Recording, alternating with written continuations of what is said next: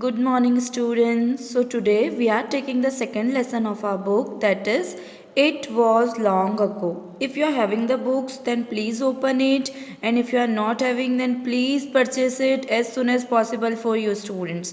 Okay, It Was Long Ago. This poem is written by Eleanor Ferjon. ये जो author है, इन्होंने ये poem लिखी थी.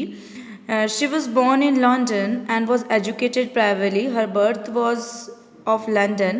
She hailed from a family of authors. In her family, everybody was related to authors. Her father, Benjamin Fairjohn, हमने इनका नाम सुना था. Benjamin Farjeon is famous novelist. ये बहुत फेमस नॉवेलिस्ट हुआ करते थे and he used to write the novels. उनके दो यंगर ब्रदर्स थे जो कि राइटर्स थे. She started off by writing children's stories. She started her career by writing the stories regarding the children and adults. She is most popularly known as for the children's hymn. इनको जो बच्चों की poems, जो बच्चों की poetries रहती है, उनके लिए बहुत ये पॉपुलर थी. Morning has broken and the autobiographical. A nursery in 90s. These are the names of the books. Apple Orchard. These all are the names of the books.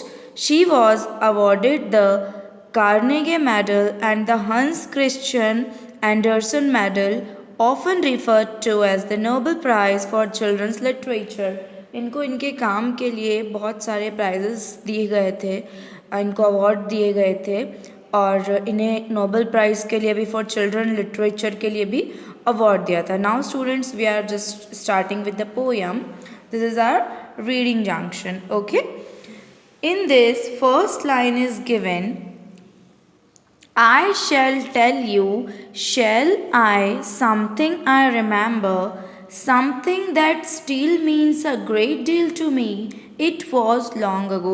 बच्चों, यहाँ पे जो पोइट्स है, जो ऑथर है, वो अपने चाइल्डहुड मेमोरीज़ को, अपने बचपन की यादों को याद करते हुए कह रही है कि मैं आप लोगों को बताती हूँ कि मुझे क्या क्या याद आ रहा है. ऐसा कुछ जो कि मेरे लिए बहुत ही ग्रेट डील है, मीन्स मुझे बहुत इफ़ेक्ट करता है, मेरे लिए बहुत इम्पॉर्टेंट है.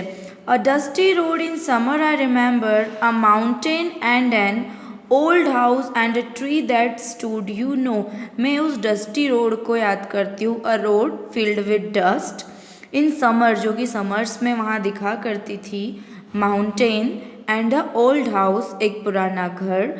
अ tree that stood, you know, और वहाँ पर एक ट्री हुआ करता था.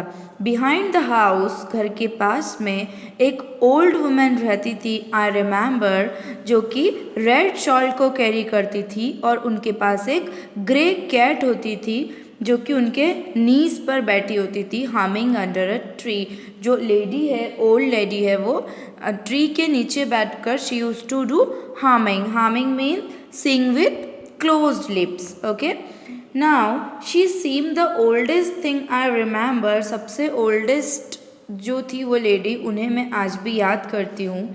But then perhaps I was not more than 3. जो ऑथर है वो बताती है कि उस टाइम पर मेरी एज अप्रॉक्स 3 years थी, मैं इससे ज़्यादा एज की नहीं थी. इट वॉज लॉन्ग अगो, इस बात को काफ़ी टाइम हो गया है, ये पुरानी बात हो गई है.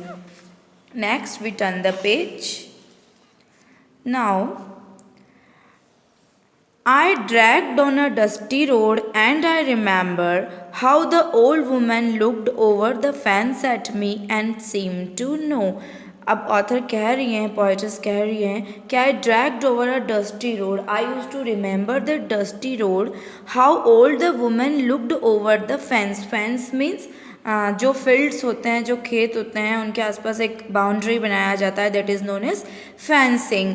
तो शी यूज टू सी कि उस फेंस के अंदर एक ओल्ड वुमेन बैठी होती थी. I use to remember her. Old women was looking at me. एक टाइम की बात है कि वो वुमेन मेरी साइड देख रही थी. एंड सीम टू नो, ऐसा लग रहा था जैसे कि वो मुझे जानती हो. How it feel to be 3 and called out. I remember, जब मैं 3 years की थी, उनके द्वारा मुझे बुलाया गया वहाँ पर और उन्होंने मुझसे पूछा, do you like bilberries and cream for tea. उन्होंने पूछा कि क्या तुम्हें बिलबेरीज पसंद है. What do you understand by the term bilberries. Bilberries एक फ्रूट होता है बेटा, स्मॉल डार्क ब्लू कलर का. उन्होंने पूछा, क्या तुम्हें बिलबेरी खाना है या टी के लिए क्रीम चाहिए? I went under the tree, मैं उनके पास उस पेड़ के वहाँ पहुँची। And while she hummed and the cake purred, I remember how she filled a saucer with berries and a cream for so long ago. जब मैं वहाँ पहुँची तो मैंने नोटिस किया कि शी वॉज हमिंग, वो अपने क्लोज लिप से धीरे धीरे कुछ गा रही थी। And the cat purred means the sound of the cat was also coming. आज भी मुझे वह याद है। उन्होंने कैसे, सॉसर मीन्स प्लेट, प्लेट में चीनी की जो प्लेट होती है बच्चों, that is known as saucer, उन्होंने सॉसर में कैसे बेरीज रख रखी थी और क्रीम रख रखा था। सो लॉन्ग अगो, बहुत पुरानी बात हो गई। Such berries and such cream as I remember I never had seen before and never see today, you know.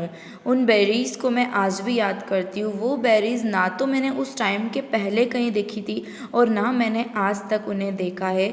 वह बेरीज़ केवल मुझे वो ओल्ड लेडी ने दी थी। And that is almost all I can remember. The house, the mountain, the grey cat on a knee, flower red shawl and the tree. और जो चीज़ें जो मुझे आज तक याद आती है वह है mountain, red shawl, grey cat, house and the tree. And the taste of the berries, the feel of the sun I remember, and the smell of everything that used to be so long ago. मुझे आज भी वो berries का test याद आता है जो मुझे ओल्ड वुमेन ने टेस्ट करवाई थी।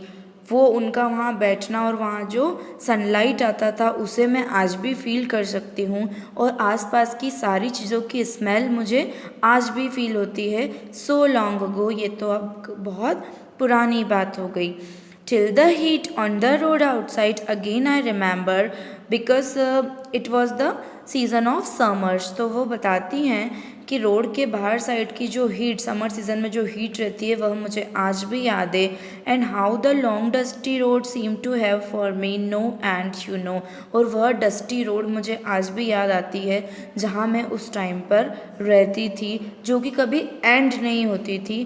That is the farthest thing I can remember, that is the farthest thing I can remember means ये सबसे पुरानी बात है, वो लंबी या बहुत पुरानी बात है कि मुझे आज भी याद है। It won't mean much to you, it does to me. ये बात आपको कोई अफेक्ट नहीं करेगी या इससे आपको कोई इम्पोर्टेंस नहीं है, लेकिन इट डज टू मी, ये मुझे बहुत अफेक्ट करती हैं क्योंकि ये मेरी चाइल्डहुड मेमोरीज़ है। Then I grew up you see, और अब आप देख रहे हैं कि मैं बहुत बड़ी हो चुकी हूँ। So students, this poem is over. Okay, I hope you have understood it.